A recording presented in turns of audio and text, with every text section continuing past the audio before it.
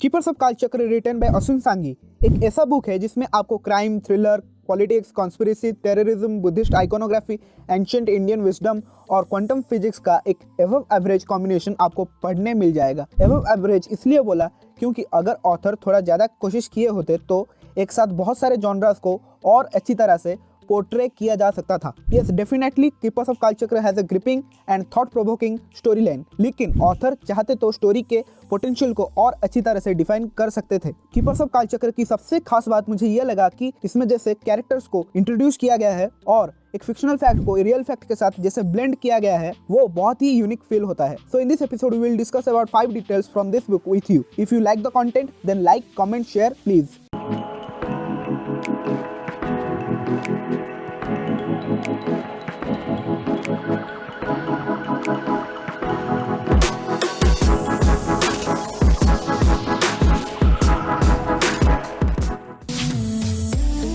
Keepers of Kalachakra में दिखाए गए दुनिया में बहुत सारे ग्लोबल लीडर्स एक एक करके मर रहे हैं विदाउट एनी ट्रेसेस और क्लूज, और एक तरफ स्टोरी फोकस करती है एक एब्सेंट माइंडेड साइंटिस्ट विजय सुंदरम के ऊपर। मिलेजियन लैब एक कटिंग एज टेक्नोलॉजी पर रिसर्च करने के लिए विजय सुंदरम को रिक्रूट करते हैं। टेररिज्म बहुत तेजी से बढ़ रहा है और अलग अलग धर्मों के नाम पे लोग आपस में लड़ रहे हैं, और इन सब के बीच में फंसा हुआ है विजय, जिसको ये तक पता नहीं है कि एक अनजान दुश्मन उसके खिलाफ बहुत बड़ा साजिश रच रहा है। विजय को एक बहुत बड़े सीक्रेट का क्लू मिलता है और ह्यूमैनिटी को बचाने के लिए वो अपना मिशन शुरू करता है। हमारी पृथ्वी की एज अराउंड 4600 मिलियन ईयर्स है, और इसके हिसाब से हम ह्यूमंस इतिहास को रिकॉर्ड और मेंटेन करना बस कुछ हजारों सालों पहले ही शुरू किए हैं, और इसके बीच बहुत सारे सिविलाइजेशन आए और गए और अपना इतिहास भी साथ लेके चले गए। इसीलिए हमें ये पता नहीं चल पा रहा है कि हमसे पहले हमसे ज़्यादा एडवांस्ड सिविलाइजेशन एग्जिस्ट करता था या नहीं। हिस्टोरिकल नैरेटिव और आर्कियोलॉजिकल एविडेंस के एब्सेंस के कारण उन सिविलाइजेशन का कोई हिस्ट्री नहीं है। बहुत सारे हिस्टोरियंस बिलीव करते हैं कि लेमुरिया या एटलांटिस या कुमारीकंदम नाम का एक लॉस्ट कॉन्टिनेंट था। ऑथर असुन सांगी ने अपने इस किताब में लिखे हैं कि कोई भी आकाशिक रिकॉर्ड्स पे उन सिविलाइजेशन के बारे में पूरी इंफॉर्मेशन पा सकते हैं। आकाश मीन्स एथर और sky. Akashic records mean information stored in etheric plane. सृष्टि में मौजूद हर लिविंग बीइंग का एक्सपीरियंस, एक्शन, रिफ्लेक्शन, फीलिंग और थॉट्स कहीं पे भी और कभी भी होने वाला होगा या हो चुका होगा, वो सभी इंफॉर्मेशन आकाशिक रिकॉर्ड्स में स्टोर होता है। Akashic records are just like the internet पे जैसे surface web, deep web, dark web जैसे लेयर्स हैं, वैसे ही लेयर्स आकाशिक रिकॉर्ड्स में हैं। जैसे इंटरनेट पे हर एक इंफॉर्मेशन अवेलेबल है, बस मालूम होना चाहिए कि उस इंफॉर्मेशन को कैसे सर्च करना है, वैसे ही आकाशिक रिकॉर्ड्स का एक्सेस हर किसी के पास है। बस कुछ एनलाइटेंड बीइंग्स ही जानते हैं कैसे नॉलेज को बेहतर तरीके से ढूंढा जा सकता है। Helena Blavatsky, Alfred Perry Sinnett, Charles Leadbeater, Rudolf Steiner, Levi Dowling, ये लोगों ने अपने अपने राइटिंग्स में आकाशिक रिकॉर्ड्स को समर्थन किया है। The Akashic records contain the vibrational records of each and every individual soul in the universe and the journey that it undertakes.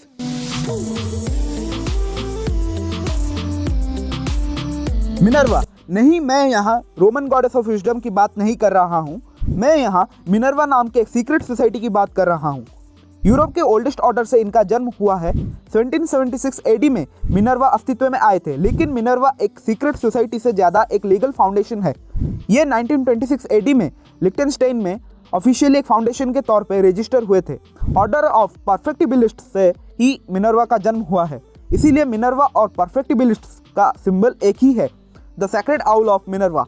कहा जाता है कि इल्यूमिनाती और मिनर्वा सिबलिंग सोसाइटी या जुड़वा सोसाइटी है। मिनर्वा प्रायोरी ऑफ साइन के जैसा नहीं है। माना जाता है 1099 एडी में प्रायोरी ऑफ साइन नाम का एक सीक्रेट सोसाइटी एस्टेब्लिश हुआ था, लेकिन 1956 एडी में एक फ्रेंचमैन पियर प्लांटेड की वजह से प्रायोरी ऑफ साइन के बारे में लोग जानने लगे थे। प्रायोरी ऑफ साइन का मकसद है मेरी मैग्डलेन के वारिस को दुनिया के सामने लाना और तब तक उनको प्रोटेक्ट करना। इल्यूमिनाती और मिनर्वा का मकसद एक जैसा ही है। इल्यूमिनाती का मकसद जहां पर कैथोलिक चर्च के रिलीजियस कुछ सिद्धांतों को रोकना था, वहीं पर मिनर्वा का सोल पर्पज है रेडिकल इस्लामिस्ट को रोकना और न्यूट्रलाइज करना। मिनर्वा का आइडियोलॉजी ये है कि वो सच्चाई और न्याय के लिए लड़ते हैं और उसके लिए लाखों की बलि देने के लिए भी तैयार हैं। Minerva is a dead level serious society and also an independent special purpose fund. भगवान बुद्ध अपने लाइफ के लास्ट पीरियड में आज के आंध्र प्रदेश के धन्याकटकम स्थान पे संभाला के किंग सुचंद्र को एक इम्पोर्टेंट प्रैक्टिस सिखाए थे जिसको कालचक्र मूल तंत्र कहा जाता है, जिसका मतलब है व्हील ऑफ टाइम। कालचक्र को वज्रायना बुद्धिज्म में एक पावरफुल टीचिंग माना जाता है। बुद्धिस्ट फिलोसफी, हिंदू तंत्र, साइंस एंड एस्ट्रोलॉजी का एक पोटेंशियल मिक्स है कालचक्र मूल तंत्र। द कालचक्र मूल तंत्र believes in correlation between body, mind, consciousness and the universe। कालचक्र मूल तंत्र एक ऐसा प्रैक्टिस है जिससे कोई भी बोधिसत्व प्राप्त कर सकता है। बोधिसत्व वो लोग होते हैं जो अपनी इच्छा से मोक्ष या परम शांति या निर्वाण को अटेंड कर सकते हैं, लेकिन नहीं करते हैं ताकि आने वाले वक्त में होने वाले महान कार्यों में अपना अवदान दे सकें। Nirvana means liberation from further rebirth. King Suchandra Kalachakra Mool Tantra को सीखने के बाद संभाला आकर उस पर एक कमेंटरी लिखे थे और उनके बाद उनके 6 राजाओं ने कालचक्र को संभाल कर रखे थे।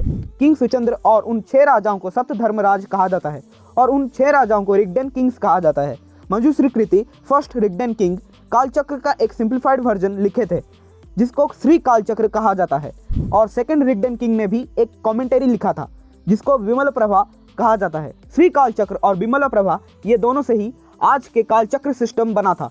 मंजूश्री कृति ने भविष्यवाणी किया था कि 800 साल बाद एक न्यू रिलीजन जन्म लेगा जिसके वजह से पूरा मानव समाज नष्ट हो जाएगा। अनफॉर्चुनेटली ओरिजिनल कालचक्र किंग सुचंद्र के कमेंटरी श्री कालचक्र वक्त के साथ खो गए। ओरिजिनल कालचक्र में 3 प्रकार के टीचिंग्स थे, outer, inner, intuitive teachings. Outer teachings physical world या नश्वर ब्रह्मांड के सारे कॉन्सेप्ट जैसे creation and destruction of universe के बारे में बताता है। इनर टीचिंग्स ह्यूमन बॉडी और माइंड के फंक्शंस को समझाता है, लेकिन इंट्यूटिव टीचिंग्स कालचक्र के कोर कॉन्सेप्ट है। इंट्यूटिव टीचिंग्स कैसे एनलाइटनमेंट पा सकते हैं, कैसे बोधिसत्व बन सकते हैं, उसके ऊपर डिस्कस करता है। As it is outside so it is within the body. Nanda Devi national park sea level से 11,500 फीट ऊपर स्थित है और बहुत सारे ऊंचे पहाड़ों से घिरा हुआ है जिनका हाइट 19,000 फीट से ज़्यादा है। नंदा देवी नेशनल पार्क एक हाईली रिस्ट्रिक्टेड एरिया है। शिनो इंडियन वॉर के 3 साल बाद चाइना अपना मिलिट्री और न्यूक्लियर पावर बढ़ा रहा था, इसीलिए CIA चाइना के ऊपर नज़र रखने के लिए 1956 AD में CIA इंडिया के इंटेलिजेंस ब्यूरो के साथ मिलकर इंडिया के second highest peak Nanda Devi national park में एक न्यूक्लियर पावर डिटेक्शन डिवाइस लगाने के लिए प्लान किए थे। लेकिन 25,643 फीट ऊपर एक न्यूक्लियर पावर्ड मशीन को लगाना सिर्फ कहने में आसान है। इस काम में ऐसे इक्विपमेंट्स थे जिनका वेट 56 kg तक है। इन इक्विपमेंट्स में एक 10 फीट का एंटेना, 2 ट्रांसमीटर, बहुत सारे रिसीवर सेट और एक पावर जनरेटर जिसका फ्यूल था 7 प्लूटोनियम कैप्सूल्स। जो टीम इन सब चीज़ों को लेकर जाने वाला था वो लोग इन सभी चीज़ों को गुरु रिनपोचे नाम दिए थे। उस ग्रुप का लीडर मनमोहन सिंह कोहली वो सभी इक्विपमेंट्स को 24,000 फीट की ऊंचाई पर कैंप 4 के पास ले गए थे, लेकिन एक सडन स्नो स्टॉर्म की वजह से गुरु रिनपोचे को कैंप 4 के पास छोड़कर वो टीम वापस चले आए थे। कुछ महीनों के बाद वही टीम फिर से कैंप 4 के पास गए थे वो सभी इक्विपमेंट्स और वो प्लूटोनियम को वापस लाने के लिए। कैंप 4 के पास हिरोशिमा पर गिरे हुए न्यूक्लियर बॉम्ब का आधा क्वांटिटी के जितना प्लूटोनियम वहाँ खो गया था और वो उस दिन से किसी को नहीं दिखाई दिया।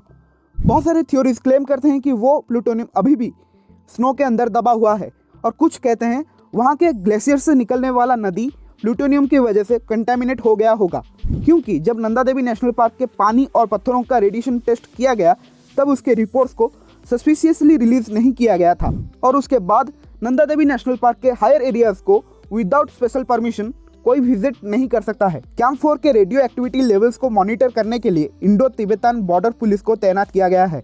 नंदा देवी नेशनल पार्क में लो लेवल रेडिएशन की वजह से वहाँ के पेड़ पौधों के साइज डबल है बाकी जगहों के पेड़ पौधों के साइज के मुकाबले।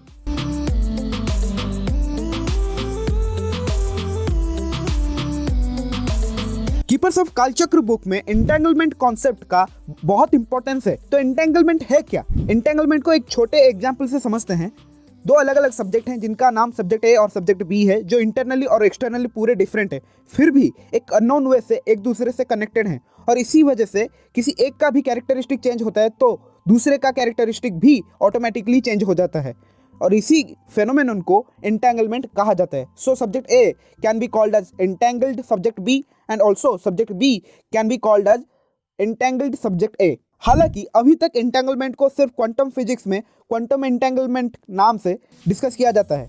हाँ, एंटेंगलमेंट का सिर्फ थियोरेटिकल प्रूफ है, कोई एक्सपेरिमेंटल प्रूफ नहीं है। अभी भी एंटेंगल्ड पार्टिकल्स को आइडेंटिफाई करना इम्पॉसिबल है, लेकिन क्या हो अगर एंटेंगलमेंट सिर्फ क्वांटम पार्टिकल्स पर ही नहीं बल्कि थॉट्स, प्लैनेट्स, वेदर और जीव जंतुओं के ऊपर भी अप्लाई हो सकता हो तो मतलब क्या हो? अगर हर चीज़ का एक एंटेंगल्ड फॉर्म हो तो maybe telepathy entangled thoughts हैं, maybe telekinesis entangled force field है, maybe deja vu entangled space time या रियलिटी है, मे बी हर जीव का एक एंटेंगल्ड फॉर्म पृथ्वी पर कहीं पे है या फिर किसी और प्लैनेट पे मौजूद है। Entangled may be found everywhere.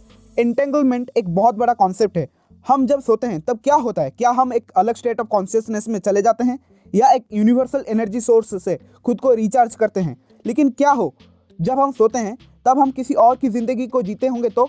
What if the life that we are living is someone else's dream?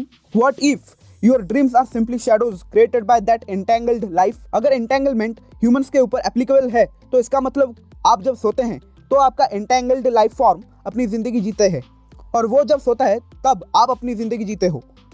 अगर आपको कुछ होता है तो उसका असर आपके entangled life form के ऊपर भी पड़ेगा और अगर उसको कुछ होता है तो उसका असर भी आपके ऊपर ही पड़ेगा।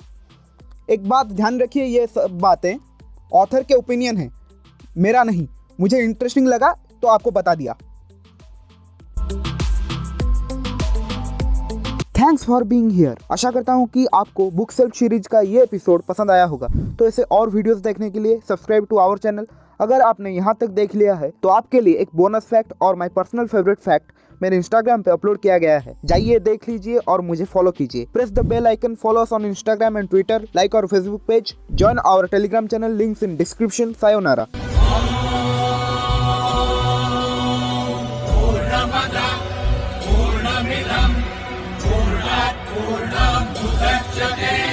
पूर्णस्य पूर्णमादाय